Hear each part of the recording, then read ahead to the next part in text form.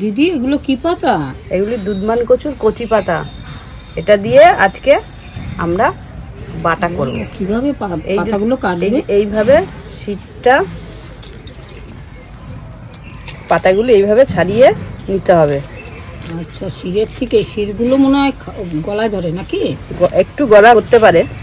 হুম, এইভাবে পাতাগুলি ছাড়িয়ে নেব আমরা। আচ্ছা আচ্ছা। রসুনটা ছাড়িয়ে নেব।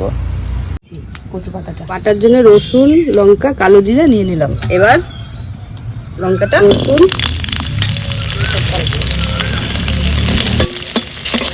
এবার পাতাটা দিয়ে দেবো। লবণ দিয়ে দেবো, সামান্য লবণ দিয়ে দেবো।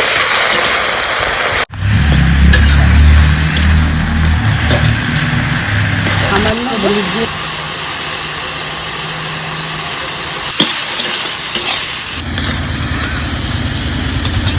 এবার এটা ঢাকা দিয়ে 5 মিনিট রাখবো।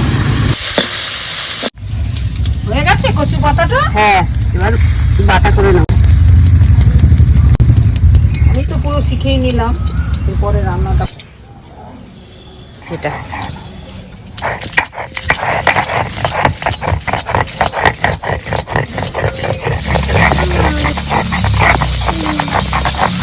কচু পাতাটা বাটা হয়ে গেছে। এবার আমি তুলে নেব।